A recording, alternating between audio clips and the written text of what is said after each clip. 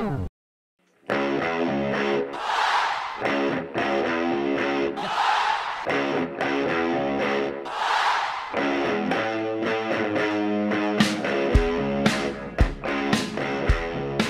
everyone, and welcome back to Book It, Vince, the Wrestling Dream Match podcast. I'm one of your hosts, Martin Bennett, and with me, as always, is the excellence of innovation, Anthony Hall. The excellence of innovation? Yes. I didn't know this any of these persons' nicknames. I think I may have heard this specific one. The other ones I don't know. Let's see. I can tell you one of the other ones. Okay, yeah. The Intrepid Traveler. Let's see. Okay. Keep telling me the nicknames until I want to save. I want to save this last nickname just because it's really funny. Okay. So let's see. They recently announced that they're returning to wrestling. Okay. They were multiple time tag team champion. Okay. They were Actually, I don't know if they were cruiserweight champion. They were a very good cruiserweight. Okay. High flyer. Do you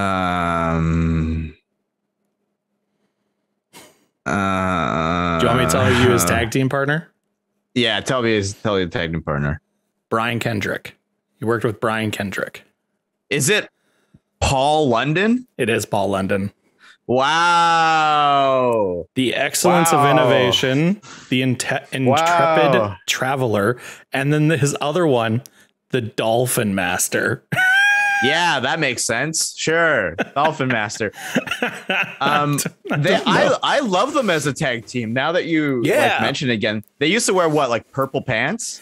They wore like they had shorts and like vests, and they were like they had like long like sleeves and stuff. Like they had really high boots and then shorts and stuff. Okay, yeah. But they did wear purple, right? Is that right? I'm sure they wore purple at some point. I'm pretty sure they must have had different colors. I remember watching them and I was like, man, I love these guys. And I don't think they ever really went over too hard. They had at one point they had Ashley apart with them. That was when they were fighting Deuce and Domino. Remember Deuce and Domino and Cherry? Okay. yeah. Okay. So then this is the purple pants that I'm thinking of. It's only apparently in their action figure, but interesting. But you'll see it in 1 second here. Yeah, they're purple pants. Yeah, listeners, look up Brian Kendrick and Paul London action figures, and you'll see what we're talking about. I can't believe you've accessed this part of my memory. I really like watching these guys. The Dolphin Master. And so Paul London's coming back, or has he ever left? What's the scenario? He announced that he was starting to take bookings again. Great. Just out of nowhere.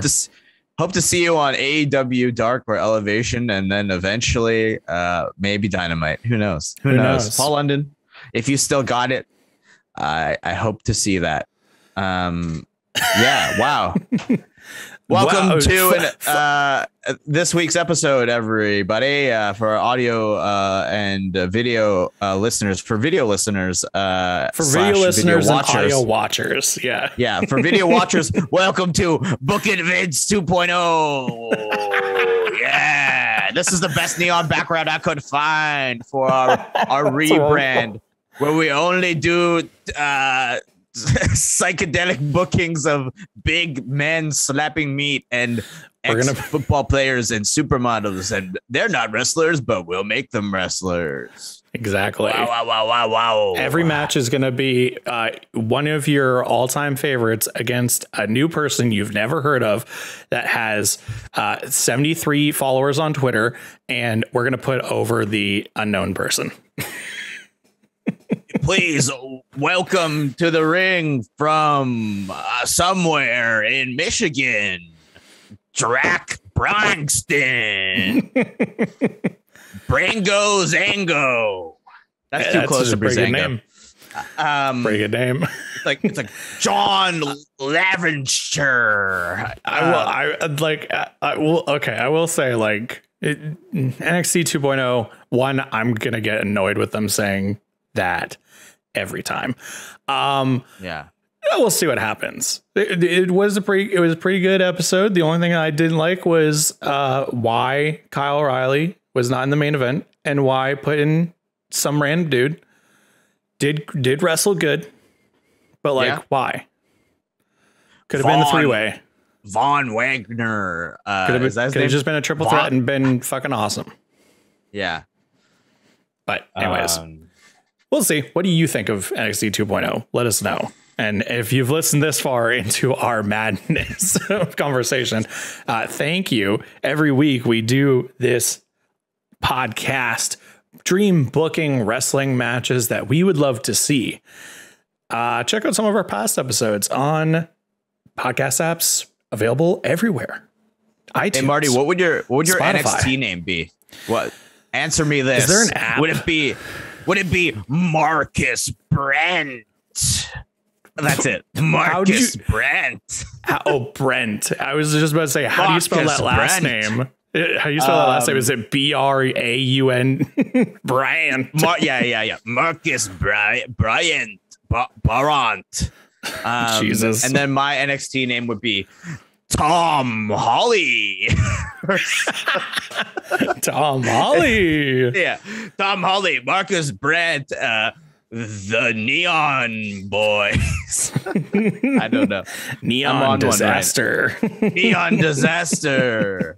And yeah, that would be our finisher as well. Our tag team finisher. You would just it would be like you would pop them up, and then I would just knee them in the face by jumping up and raising both my knees. Actually, that's a cool move. A toss up, pop up into pop up double knee. Yeah. And it would be called the Neon Disaster. Oh my God, that's great. I love that. I don't care. That's actually really cool. Okay. All right. We'll get into the real booking here and stop booking fake NXT 2.0. Hey, listen. If people want it, we'll give it to them. But I mean, we also, hey, listen, we do this podcast every 2 weeks and you can subscribe to it anywhere you get your podcast. But a lot of shit has happened in the past 2 weeks, mainly All Out. Yeah. Because we recorded the last episode before All Out, and CM Punk debut. Yeah. That Ruby was Soho, crazy. Adam Cole, Bryan Danielson, Wrestling's great, guys. It was too much. It was so much. It wasn't too much. It was an overload of debuts. Like I took a ride share service from my work back to my home to catch the end of the main event and to see all the debuts. And I really was not expecting Adam Cole. Like I was like, yeah, he'll probably show up eventually. I wasn't expecting both of them. I thought one of them would. Yeah. As soon as Adam Cole came out, I went, "Oh, okay." Yeah, and then I was like, "Oh, are they gonna face off?" And then it's like, "Oh, I remember that they were friends." And I was like, "Oh, this is what it's gonna be. How we're gonna end the show with Adam Cole debuting and being like, I'm back from the dead. Yeah, we're the best. The Elite is the best faction in all of wrestling." And I thought we're just gonna see credits there, but when we heard Daniel Bryan or Bryan Danielson's royalty-free theme with a slight Pornhub remix, it was amazing. Funny. So the thing is, they actually tried to get on the Indies. He would in ROH. He would come out to the Final Countdown. Right. Then people were like, "Oh, why didn't they use the Final Countdown?" Oh, bleh. And then someone from ROH tweeted out saying, back in 2008 or something, when we would do pay-per-views, they wanted 50 to 100,000 for the song when it was on TV. I've heard that allegedly that was like it's because 12, the band 14 hates years the ago. Song. Yeah, it's because the band hates that they're known for this song, and they 14 years ago they wanted 100,000. How much do you think they would want now? That's insane. It's absolutely insane. But yeah, what a show. Wrestling. While Ruby Soho, they just gave it to her for free. Yeah, because the Rancid. the guy from Rancid is cool. Well, because punk music's cool. Punk music is cool. Wrestling and punk music are cool. Hell yeah. And it's so awesome. It's a perfect fit for Ruby Soho, and I'm excited to see what she does in AEW. I think just her being added to the division is already improving the division so much. Now they just need more time. They need more time. Speaking of women's division. Oh boy, are we booking a women's feud? We are booking a women's feud, but not just any other women's feud this week, Anthony. Okay. Yes. As people have seen in the title, this episode is about to get iconic or inspirational. Oh, okay. The inspiration. Here's my idea. The inspiration, formerly known as the IIconics, Cassie and Jesse. Cassie Lee, Jessie McKay. Two of my favorite ladies in pro wrestling. They have announced that they are coming back. They have new costumes, new music. It's all great. But I thought that their time in WWE was cut short, very much so. And they basically could have made the women's tag team belts the coolest thing or the biggest thing. And they were great tag team champions. They could have gone longer. So I thought, who would be the best team to face them? To come back and do a feud with them, that'd be fun, that'd be interesting, call back to different things, have a lot of good dynamics. This could be something that could be done elsewhere, but I think it would have fit really well in WWE if they had carried on, they had stayed a tag team, they had kept the belts. This week on the podcast, we are booking the IIconics versus LayCool. Okay. And if you don't know who LayCool are, that was the team of Layla and Michelle McCool from the mid-late 2000s. They were really, really great together. They were great heels. Obviously, this was nearing the end of the Divas timeline. But the women's championship was still around. And they famously tore it in half and each kept half of it. And they were technically together the women's champion. Yeah. Oh my gosh. Michelle McCool, multiple time women's champion, still a huge name, can still go. Married to the Undertaker. To the undead wizard himself. And Layla retired from professional wrestling in 2015 and is now a real estate agent. That's good. Good for Layla. Layla is also super underrated. Everybody, I want you to know that I think that Layla is underrated. Really, really is.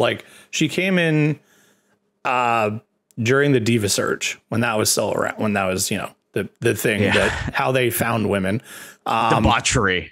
And then she was brought in the NXT revival with Kelly, and who was the dude that they were? Oh, Elijah Burke. And they were Where's that guy? And they were extreme. What? Where is Elijah Burke? He's in NWA. Is he the Pope? Yes. Oh. Yeah, he's Pope. not the Vatican City Pope, the NWA Pope. Yeah, yes. Is Elijah Burke the actual Pope? Found God. Yeah, fast track himself. Usually they pick people who are basically going to die. So sorry, DAPOPE, the Pope, not the Pope. The Pope. But yeah, so it was Kelly, Brooke Adams. Brooke Tessman. Oh, who is this woman? She's a. I remember. She was in her. Impact, I think, briefly. Yeah, she was. she was only there for like a year. I remember her now. And yeah, and Layla did a bunch of stuff. She was a manager for William Regal. She won the Divas Championship.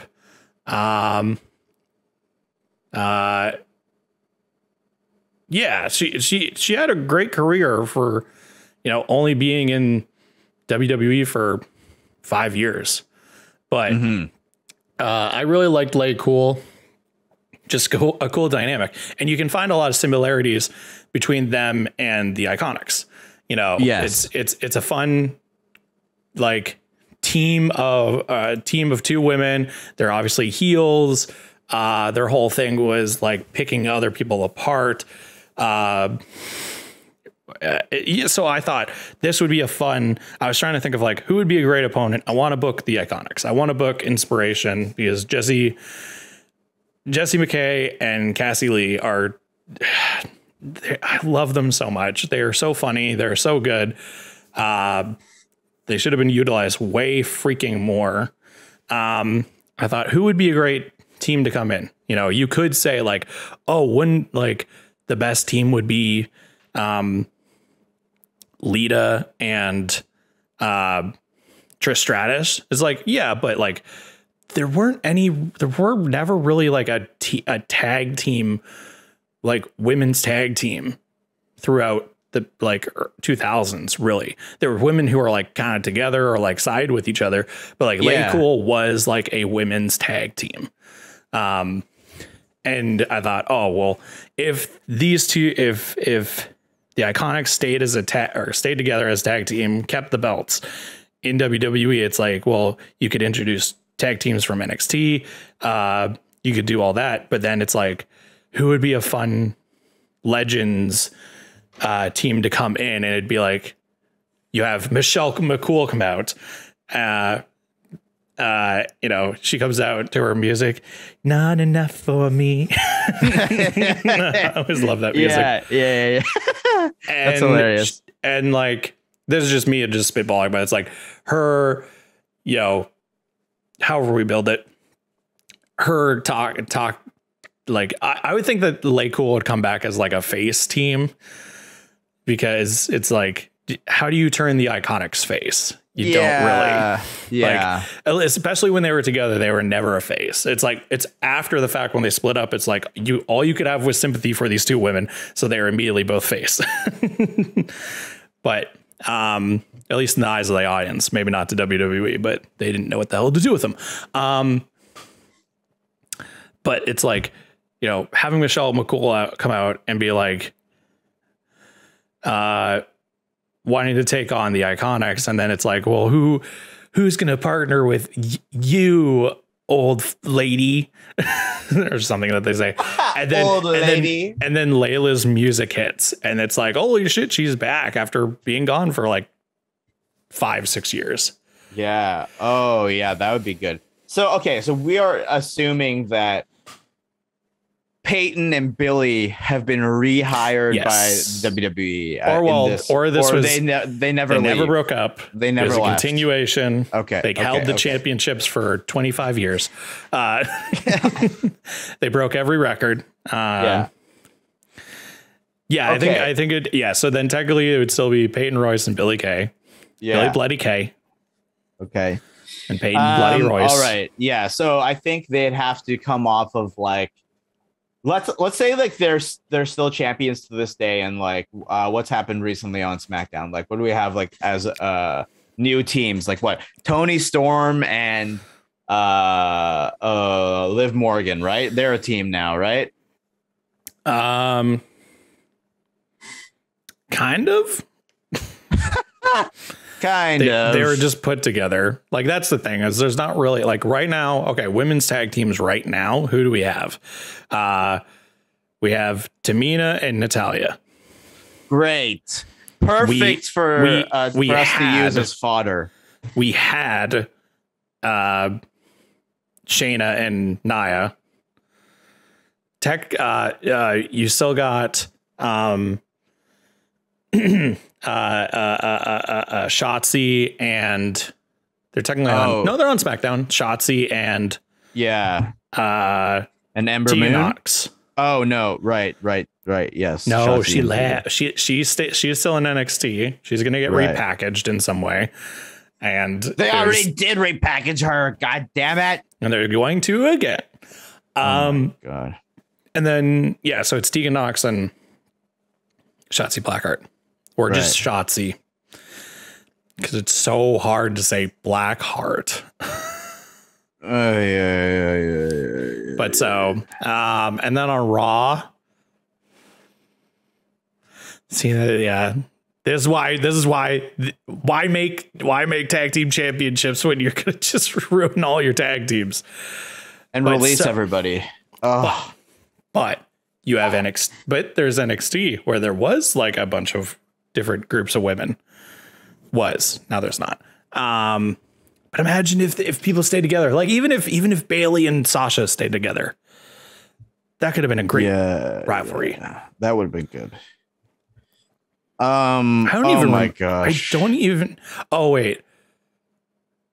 Oh, right. It was Alexa Bliss. And I think they lost the titles to Alexa Bliss and Nikki Cross. I think that was it.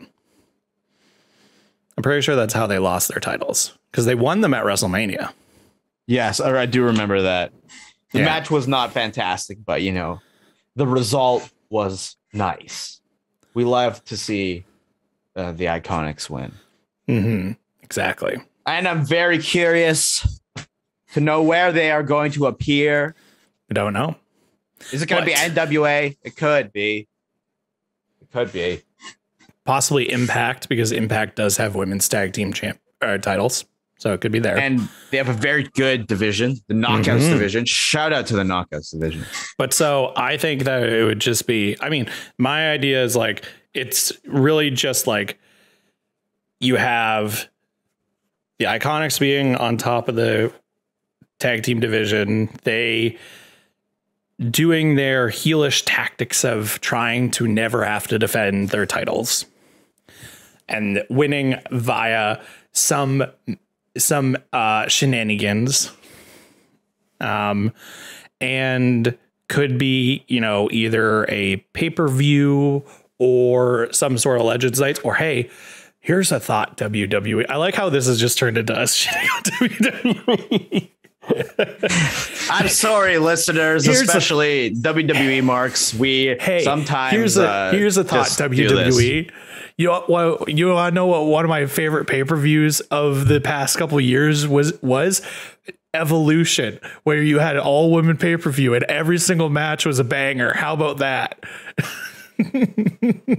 How about that?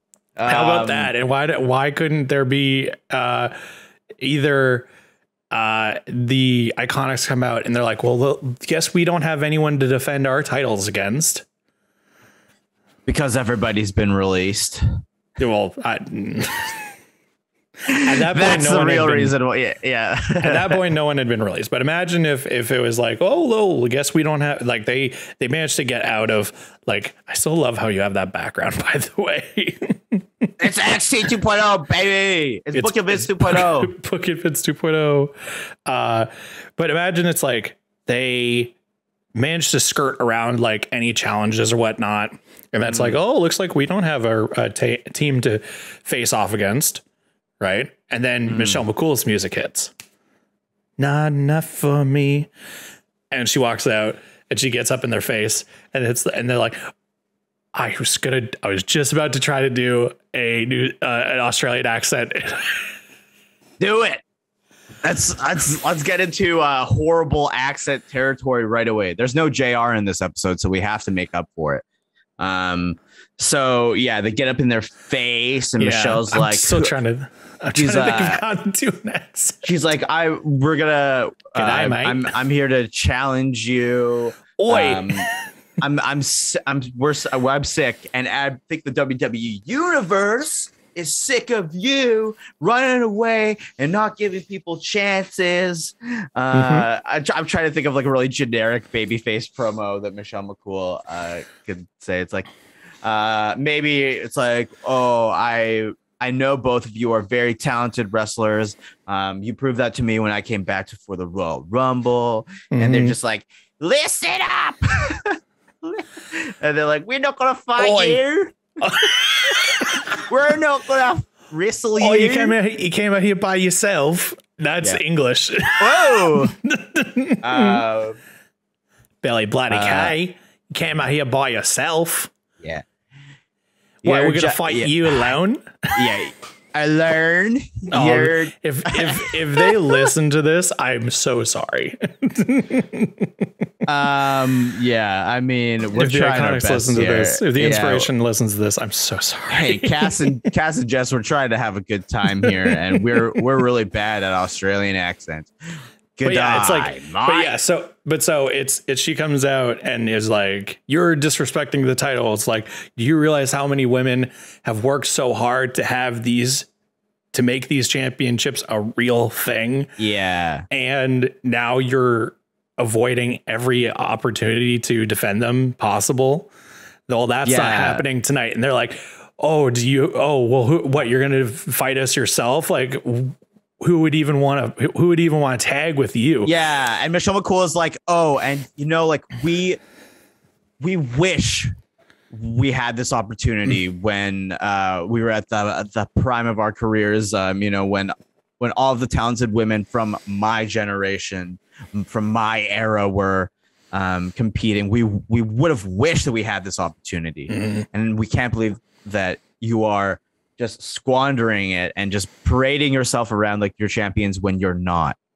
And then they're like, you're just you're gonna fight us by yourself. Are you gonna fight us by yourself? Yeah, exactly. Yeah. And it's like, nobody wants to time up with yours. Your timer. And then she's Kayla. like, yeah, Kayla. Yeah, it's like, luckily I brought a friend, and then we go, boom, Layla's music. Everybody's like, oh my gosh. She comes out. It's like, hey, if you didn't know, these two were a tag team before there were tag team championships, so they're LayCool. Yeah. And then they have Michael Cole is like, it's Layla. I don't know what Michael Cole sounds like anymore. It's boss time. It's cool. Time to cool down, everybody. Boss time. Okay. But yeah, she comes out and they like, I think that they would start to brawl, and then like the IIconics would like try to run up the ramp, be like, we're not doing this. And then Stephanie McMahon would come out and be like, it's official right now. The women's tag team championships will be on the line. She does it kind of like Teddy Long style, where it's like, listen up, playa. Listen up, ladies. Listen up, ladies.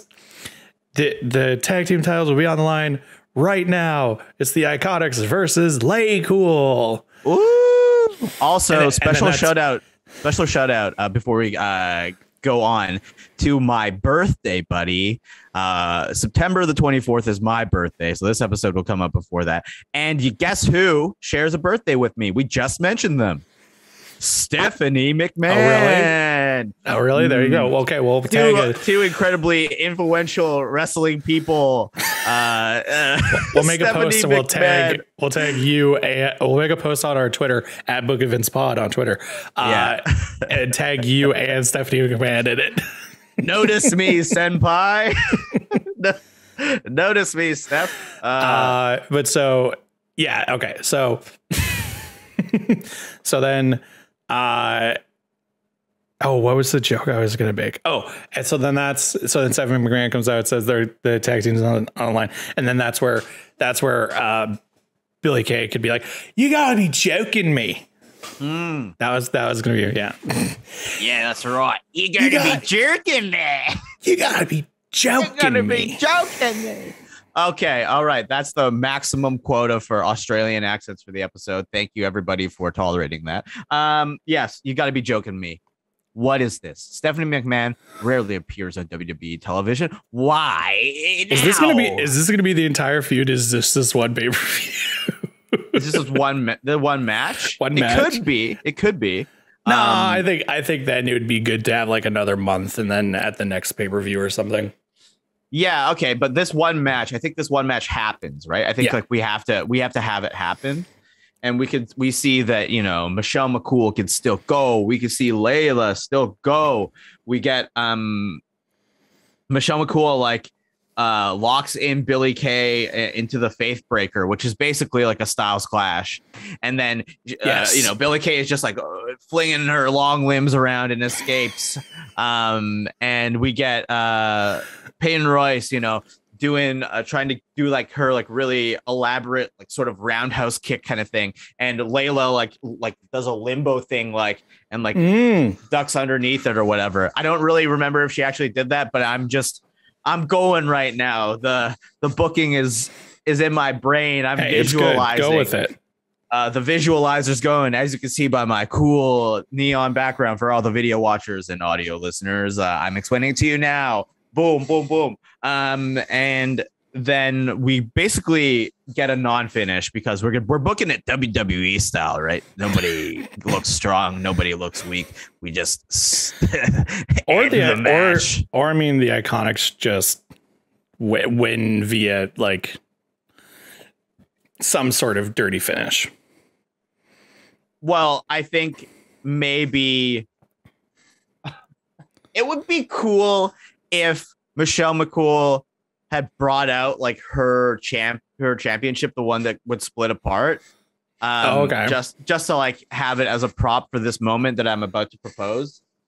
So I think the finish could be quickly. Here's actually wait, this would be a good moment in that match. Just because I'm looking at Layla's moves via ProWrestlingFandom.com. Shout out to you. Shout out to the people that keep this website going. Yeah. So Layla's finishing moves, I don't understand these two, but you mentioned how Peyton Royce does that like high kick move. Yeah. Layla has a move called the bombshell, which is a high kick roundhouse kick. So imagine if kick each other. No, I thought about that, but then I don't know how you do that because you're moving your head. But imagine if like Layla did it to Billie as Peyton did it to Michelle, like at the same time. Oh, that'd be cool. Okay, I like that. One of Layla's moves. I just want to quickly mention this one. Yes. Because last episode we talked about how we want to do like a weird segment where we like try to describe wrestling moves and see if non-wrestling fans can explain them. I don't even think a wrestling fan can explain this move. Okay. It's called the facelift. Yeah. Okay. Yeah. The facelift. What do you think that is? That's okay. I read this a little bit before too, when you were first mentioning the matchup, but it like was described as like a weird, like, I don't know, moonsault twist suplex. This is how it's described on here. Ready? Diving somersault inverted face lock jawbreaker.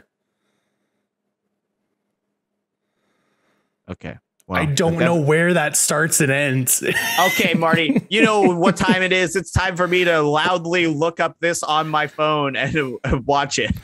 Okay, here we go. So it sounds like it's like a move that you have to like launch yourself off of the turnbuckle or something and catch the person and then like flip. It's kind of like how the Eclipse is like it's like a diving stunner. I imagine it's like something like that. I just don't like diving somersault. Like that makes sense to me. So that's like diving and then grabbing the person's head and flipping over them. Okay. Here it is. Jawbreaker. Here it is. Okay. It's like, So instead, so audio listeners. So what it is it's grabbing the person in an inverted headlock while sitting on the ropes, flipping over them into a stunner. It absolutely makes zero sense. Well, the way that it's described doesn't make sense, but when you say it like that, it's like you're not diving. It's not it's kind of a somersault. It is. I like how you have to explain inverted face lock jawbreaker. Okay, yeah, because it's like if you put somebody in a DDT, but the other way. Yes. Right. So an inverted DDT. Yeah, inverted DDT. And Layla is standing on the second rope and then like flips and goes over into like top a of the person into a stunner. That's cool. It's like, I love that. It's like if the if the Eclipse was like connected, you know, like if it was like a connected move, not like a Ember does most of the work and like catches you and goes. It's like if it was all set up and like structurally sound. And then flipping over into the move. Ember, when she jumps off, she kind of does like a cartwheel move. Right. Like she flies sideways and then grabs them into the stunner, while Layla flips over top of them into a stunner, which is cool. Honestly, I like that. Honestly, like the cell is pretty awesome too. I think in this video she's doing it to I don't know who's this Dawn. Is this Dawn Marie? Maybe I don't really know for sure, but the way that like Dawn Marie sells it is like very funny. It's like, I mean, I guess it's like selling all stunners, right? Because the initial impact happens, and then you have to basically absorb the impact and then flop, and it's like it's so funny. I saw a GIF the other day on Twitter where it was Triple H taking a stunner, and it's after like he cheers Stone Cold and like takes it, because that's always the best ones, is when they take a sip and they put some in their mouth, and when they get stunned they then spit it out. Yeah, and that's pretty awesome. What happens is he takes the stunner, he spits it, he falls back into the ropes, he flips over the ropes, falls to the outside, and then as he's falling backwards then spits again. So it's like stunner, spit, flip over the ropes, land on the outside, spit again. Yeah. Also, keeps Layla going. has another move called the layout, which is like a hangman's neck breaker, but it's like set up with like it's like she does like kick to the stomach and then like turns them around like she's gonna give them like an impaler or like a kill switch, and then plants them. It's kind of interesting. Yeah, I was wondering what that one, because I saw it says sit out net breaker, so I guess it's like a kill switch. Yeah. Okay, well, that's cool. Shout out to Layla again. Wow, underrated moves that we forgot about. So we are bad people. So going back to what you were about to say for the finish of the Evolutions match. No, this is not Evolutions. I think this is just on like Raw or SmackDown. I don't think this is I think like the final match should be at Evolution.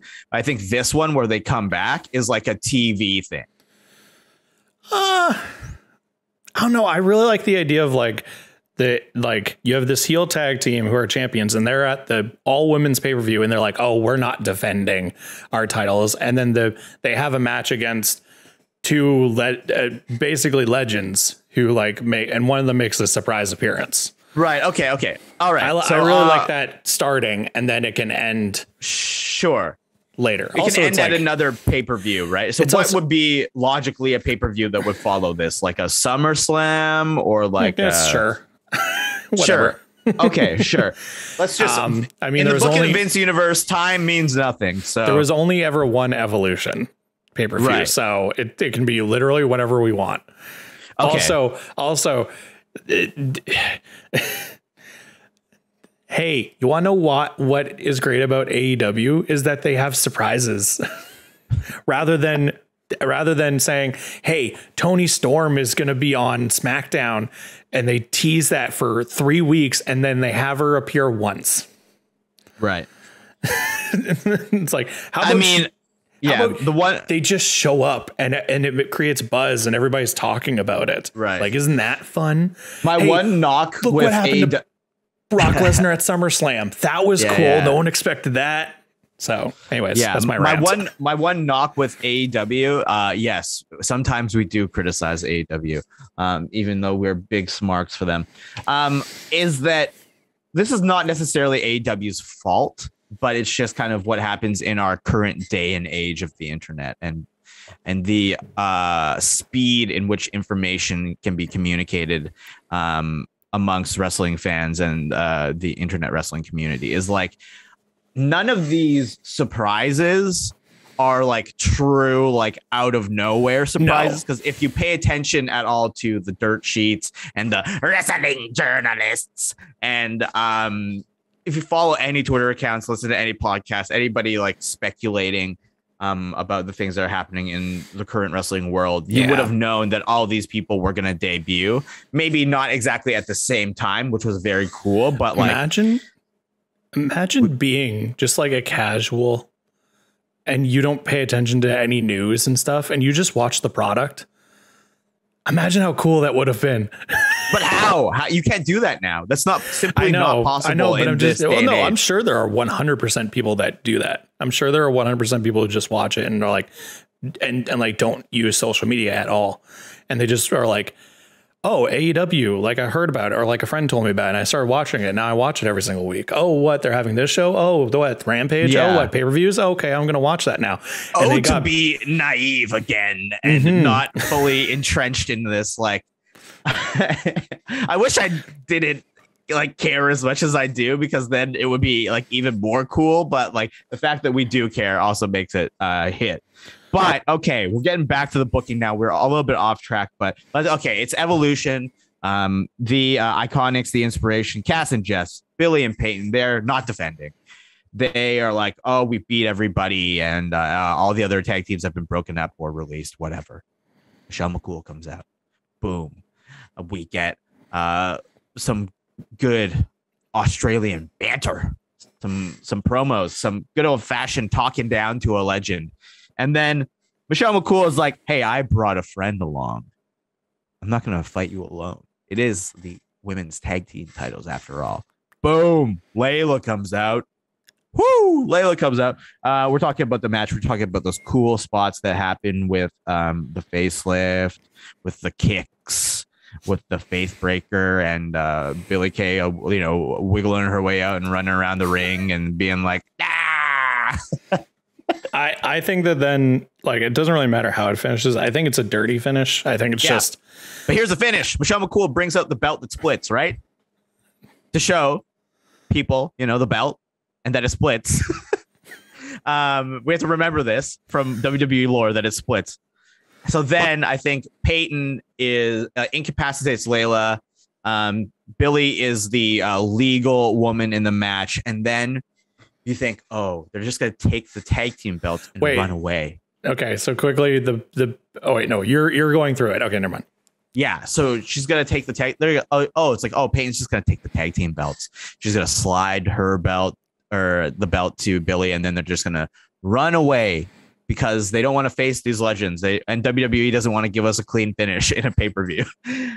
But then she grabs the break apart belt instead and slides it into the ring, and to DQ themselves, and they would still be the champion after this. And to prolong our feud, Billy takes the break apart belt and breaks it over Michelle McCool's head so that the belt splits in two. And then the ref is like, what the hell? You can't do that. Ring the bell. Okay. Boom. DQ'd. But then, Peyton grabs the tag team belts and they scamper away. Right. And Layla and Michelle are left in the center of the ring. The belts are split in two. And then they each pick up their portion of the belt and they put it together. And everybody in the WWE universe is like, you still got it. And they raise up the belt together because it's, once again, that belt is unified. And they're together again. LayCool is back. And then we move into our following weeks of I like wrestling. Yeah. That's a moment for a pay-per-view right there, everybody. You heard it here first.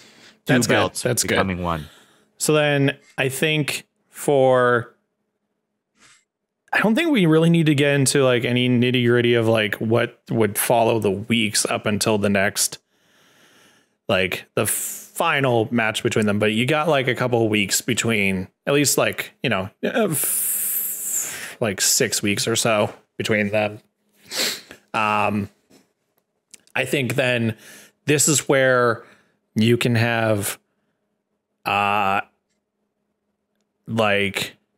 back and forth promos. Obviously, You could have LayCool come back and Layla like gets to address the audience and the viewers, and then maybe she has a one-on-one match with like a heel. Natalia. Let's put her. No. Let's put her up against Tamina. That seems like a realistic thing that would happen. Yeah. And it's like, okay, Layla against Tamina. Great. We get to see the hits. You basically just get to see that Layla has like still goes, and it's great because Michelle McCool has been around basically still for the past couple of years, but it's great to have her back, and she gets to have a one-on-one match back on Raw or whatever. She wins, or like the IIconics then interfere in some way and she loses or whatever. Maybe Layla wins. Maybe then Michelle McCool has the match the following week and the IIconics interfere with that one. Yes. And Michelle McCool loses. I think there's an opportunity here to like Jess and Cass have their own podcast, right? So I think there's an opportunity for sort of like this extra content where they can like build their feud. I know WWE doesn't do this, but this is like an AEW style, using like being the elite to like push a feud forward. This is like, they're using segments of their podcast where they're talking about all of these wrestlers that they look up to. And they kind of enter kayfabe a bit when they talk about Michelle McCool and Layla. And it's like, they didn't do anything for women's tag team wrestling. Women's tag team wrestling wasn't even a thing. They made it all up. They needed each other. They weren't strong enough to be solo wrestlers. That's why they had to team up and be, losers together, co-champions. You wouldn't ever want to be co-champion with me, right, Peyton? It's like, and they kind of really drag them, and that kind of is maybe featured on like WWE.com exclusive, or like they maybe show that. This is in our Book It Vince universe where like the talent can go and do things that they want to, and it's great extra stuff. It's like you can do your YouTube channel and you can do your Twitch and stuff, and nobody from WWE creative has a say on like what goes on your particular platform. And it also helps get the feud over for people who don't tune in every week to SmackDown or Raw or wherever this is happening. And so I think we get that. I think we have an opportunity for fun segments. Remember, Layla is very good at dancing. She was with Fandango at some point, right? Like she was the Summer to Fandango before Summer and Fandango. So maybe we get like this comeback as well. Let's say because Fandango got released as well, right? A while back. So let's say he comes back too, and it's like it's a surprise. Like it's just imagine if Breezango never got released, like both Breeze and Fandango. Like imagine if they never got released. You could then have like a mixed tag where it's like Fandango and Layla. There could be a lot of fun segments all throughout this rivalry where it's like they get to go back together, and then it's like the IIconics have to find like someone. Yeah, maybe it's whoever Breezango's feuding with at the time in the. So I'm sure it would be something like this. Our shout out to our Canadian boys who are now in AEW 2.0. Okay, that'd be funny. Those guys, Everrise, so they would be Everrise in NXT.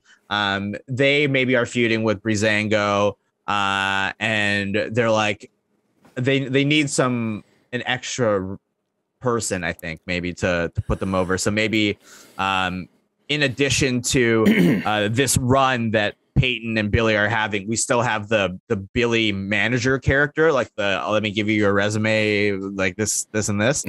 So I think that Billy could, in some sort of storyline that is adjacent to their title run, she has become Everrise's manager.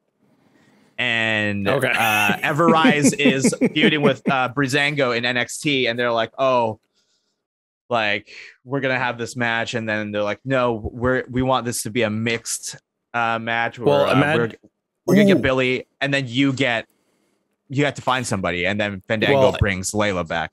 It could be like an appearance on NXT.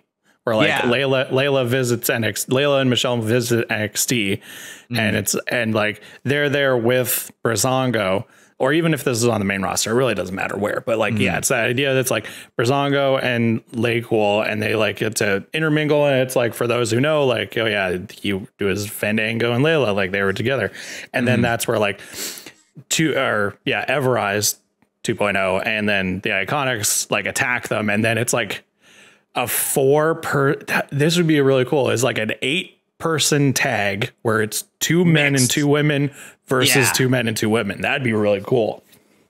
Yeah, that would be really cool. Or it's like, it's kind of, or it could be like tornado taggy, where it's like the 2 women and the other 2 women are in the ring at the same time, but when somebody gets tapped out, then everybody has to switch. Oh, like, okay. Then all the men and all the women. All the women. Yeah. That's cool. I like that. Now that's entertaining. Really cool.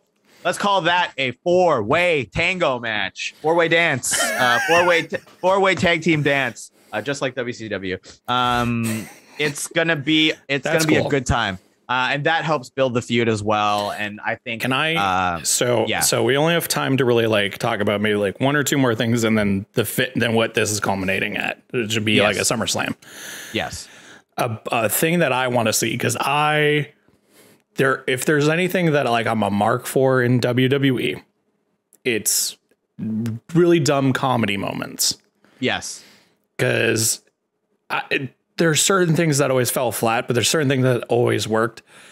And the thing that always worked for me, and maybe some people are like, these are the dumbest things that they've ever done, but I love them, is when people either get sprayed with or dumped something on them. Oh, yeah. So what if there's a moment before like this final thing or something where LayCool dump on the IIconics, and the only reason I'm doing it this way is because it would be really funny, and I know that they would react in probably the best way, and they'd probably think it's really funny. They get dumped with like a vat of Vegemite. Yeah, that's pretty funny. And then they're just covered in this brown sticky. Yeah, like it's just such a funny image. I think maybe they're doing some sort of like WWE like charity photo shoot, or like it's like some sort of like big time photo shoot that is important.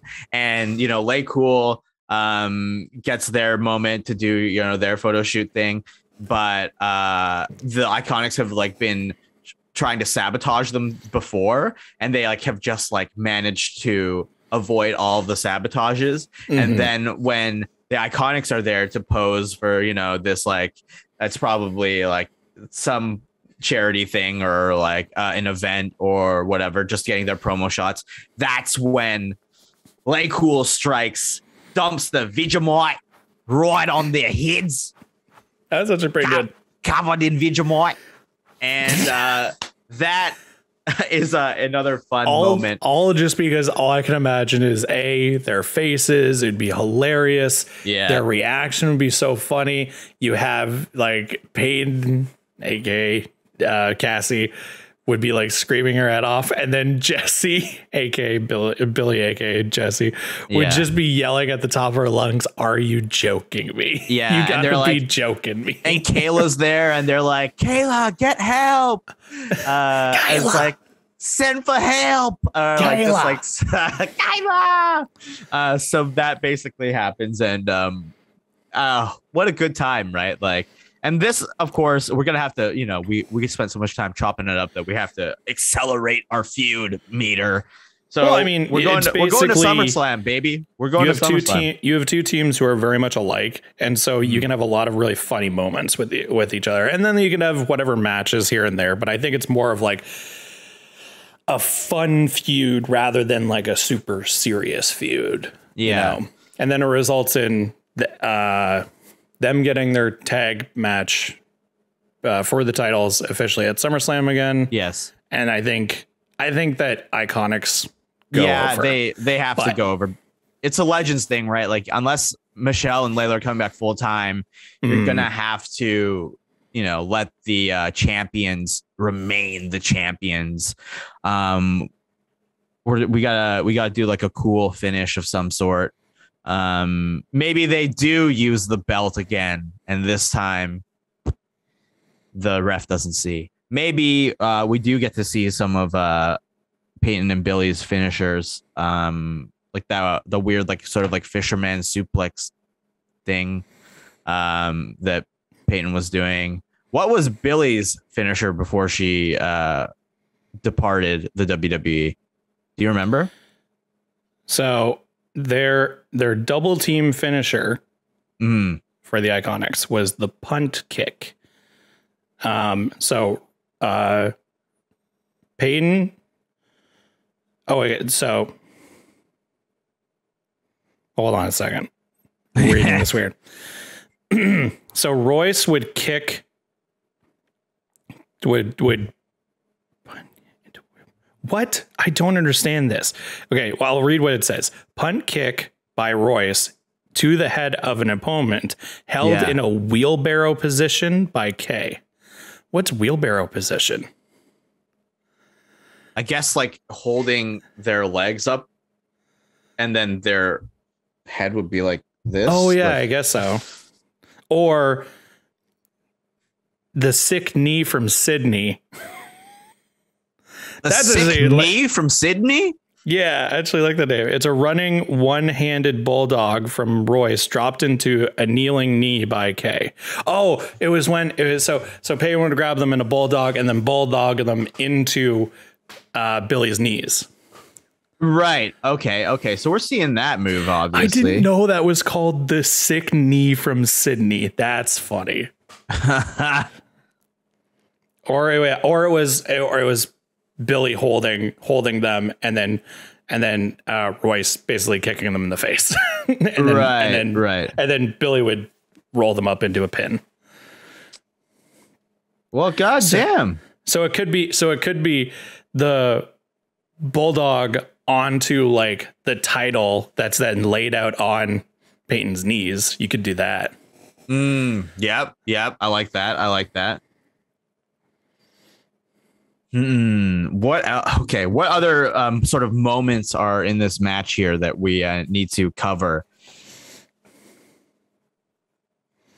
I mean, I think it's definitely a very back and forth match of just like, you obviously bring back like Michelle and Layla's like, I wonder what their tag team move was, but you have them like, basically pull out the hits. You get a bunch of close finishes. I think then it looks like maybe they pull off a move and then Billy like grabs the ref's like leg and pulls him out. Something like that. Okay. I'm looking up the LayCool double move. Finisher. They didn't have a double finish. They just had their both their different moves. So they didn't have a tag team finisher. But it could be. I wonder how you could go from the like the top rope stunner that Layla does into the flawless. The faith breaker. The faith breaker. Her style, her version of Style Clash. I wonder how you could do that. That'd be cool. Yeah, unless they do it at the same time. Or just into like, because didn't Michelle McCool just also have like a sort of chick kick kind of move? Like you could do the facelift, boom, the person is on the turnbuckle, and then Michelle McCool can just come up and kick them in the face. I'm trying to see what this one move that McCool had a move called Simply Flawless. That's what I was referencing. Oh, Simply Flawless. See what that one is. But yeah, I think it's like, it looks like they are very, very close to winning. And then some underhanded stuff. They just managed to sneak in a dirty move. Maybe grab the belts. Bulldog onto the belts while the ref's not looking. Managed to get 1, 2, 3. Heelish behavior. Interesting. You go to their tag team page and it says Simply Flawless, but it doesn't explain what that is. And then you go to Michelle McCool's page and it's not even listed. So do we know what Simply Flawless is? I don't know. Because on her specific one, there's Faithbreaker, the MADT, which is the Make a Diva tap, which was just a heel hook submission. And then Wings of Love, lifting double underhook sit out facebuster. Which is... Was the Wings of Love the Faithbreaker? Is that the same thing? No. Two different moves. Interesting. Or it was called Wings of Love and then it was called Faithbreaker. I don't know. Man, wrestling moves are complicated. Yeah. I'm sure there's just some moves where like I would love to hear like within the wrestling like talk to different wrestlers and be like, do you have a word for this or do you just like reference the most famous version of it? Yeah. Yeah, like especially when you're calling a match, like hey, let's do into this thing. It's like, what is that? It's like two wrestlers like, what do you mean? What move are you talking about? You know, the set for a Styles Clash. Double underhook facelift driver. Huh? No. But yeah, what? Okay. But anyway, so the finish, like it's not like the most like we're not booking the most like glamorous big thing. We're booking like, yeah, the heels went out at the end, but it was a fun little storyline and a run for two legends who are great, were great, that had a fun tag team before like women's tag teams were really even a thing. Yes. You know, so I think that the comeback, the return would be a big thing. And then it's like, then you can have a lot of fun between then and then have like a good actual real wrestling match. And then it's like, well, I mean, they're heels.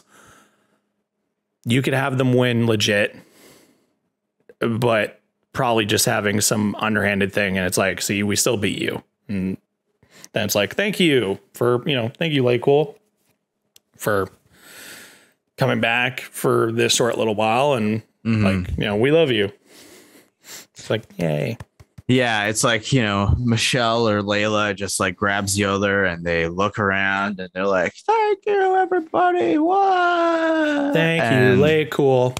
Yeah. No. Thank you, LayCool. LayCool. Yeah. LayCool. So you could have that. I think that'd be great. That's it. But it's beautiful. It's a short little run. It all came because it was just like I said at the beginning, what's a tag team that'd be a great dynamic against the IIconics? And it's like, you could just put two female like legends together, but like they were a tag team. And I think that'd be cool. So, and like, yeah, Michelle McCool can still go. Obviously like Layla retired. So we don't know, but like it'd be cool to have her back because I think that era of like the women within that era is really underrated. Yeah. Especially for being people who came into WWE, not at all associated with being wrestlers, and then like making a lasting impression, like Kelly, like Ashley Massaro, like who else was really, really good?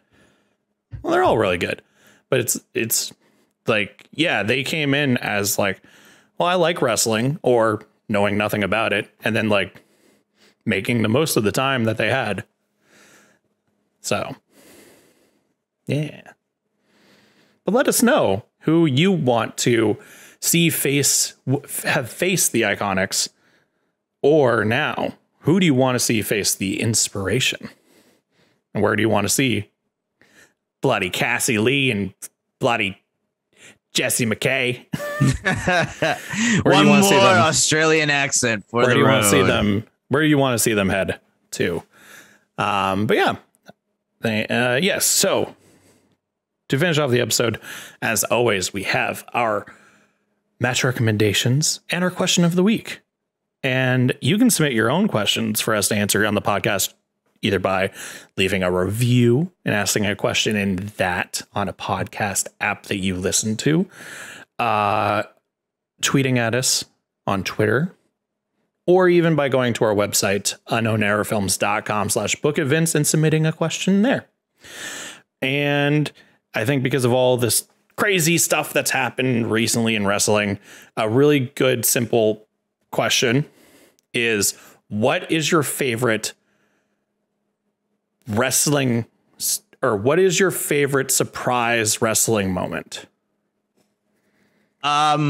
The Hardys coming back to WWE at WrestleMania, when we thought that the New Day would like shoehorn themselves into that tag team match, and it ended up being the Hardys, and then they won. It's one of the I don't know if it is the most watched WWE YouTube video, but it's up there. It's one of their most viewed videos on the WWE YouTube channel. I was watching that live and like I lost my goddamn mind because I love the Hardy Boys. Yeah, they had been out of WWE for like 5 years at that point or something. Yeah, and like 6 years. And big stuff happened like around that time, like the final deletion, and then we were like, oh, Matt and Jeff are never gonna come back to the WWE. And like the night before, they wrestled like the Young Bucks or something like that too, and it was like, oh. Yeah, right. These guys are as if they're going to come back. And sure enough, that music hit. Boom, boom, boom, and it was just like they're running down. And it was the ladder match and they won. Sick. It was a good ladder match, too. No, that's a great one. Yeah, I think mine, because the reason why I thought about this question is because it's like, yeah, we had, Punk debut, we had Cole, and like we were talking about before.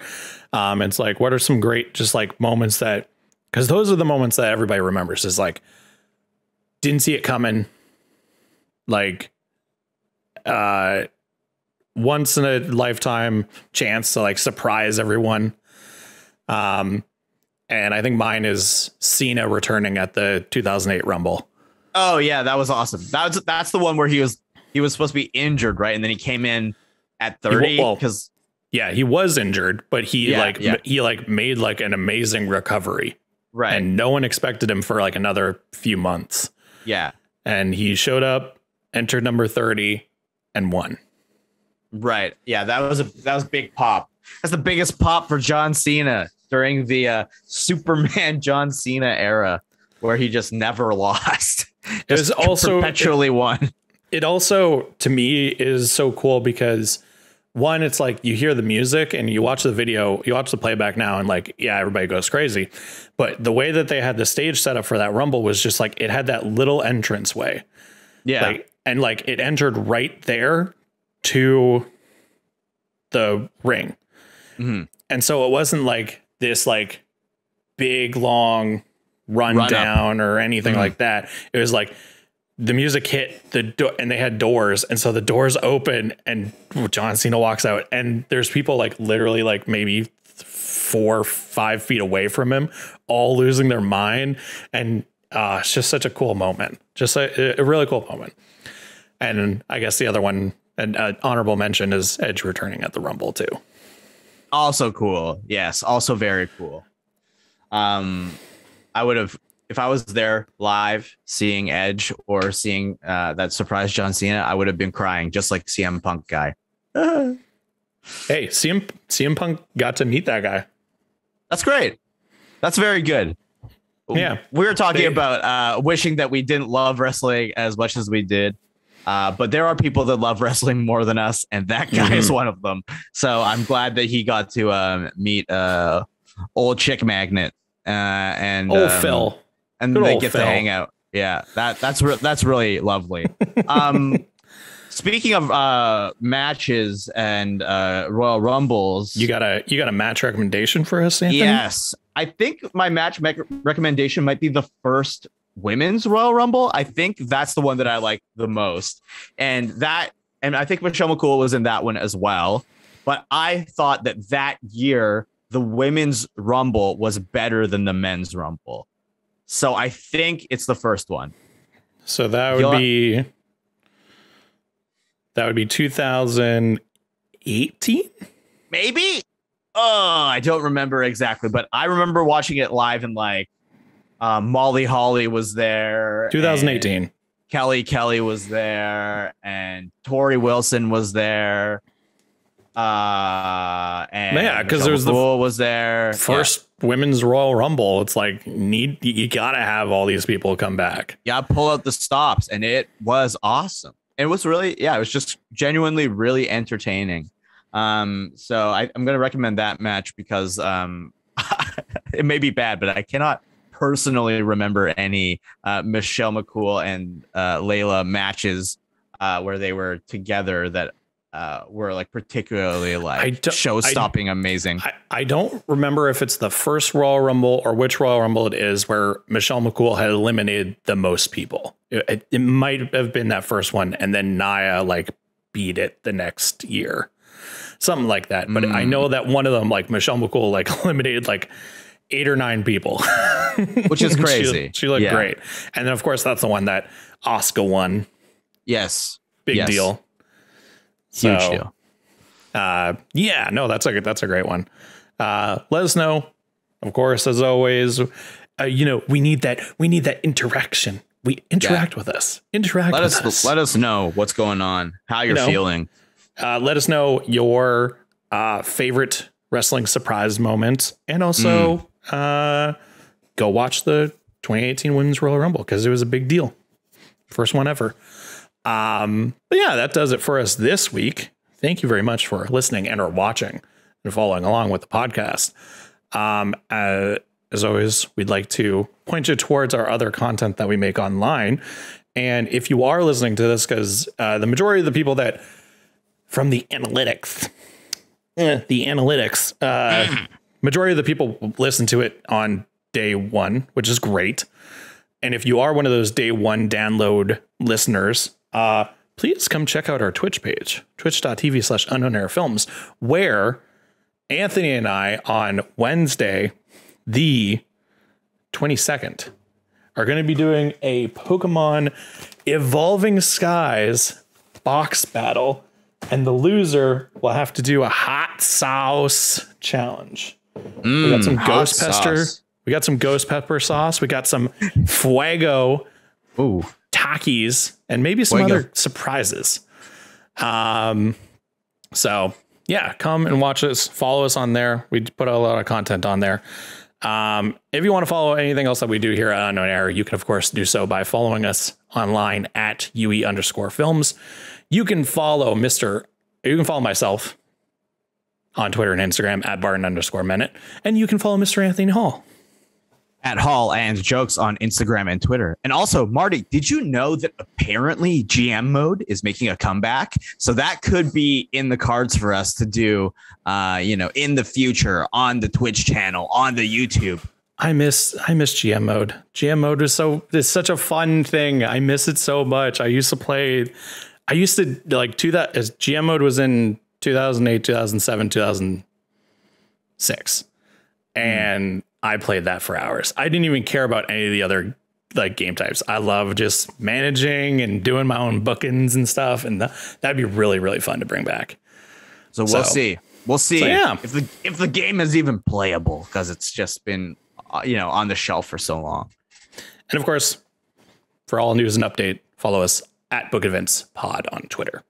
Thank you very much for watching and or listening to the podcast. Hope you enjoyed it. Go watch some wrestling, and we'll see you next time. Not enough for me. That's the only line I know of the entire song. So, but it's good. All right. How about it's all about the boom?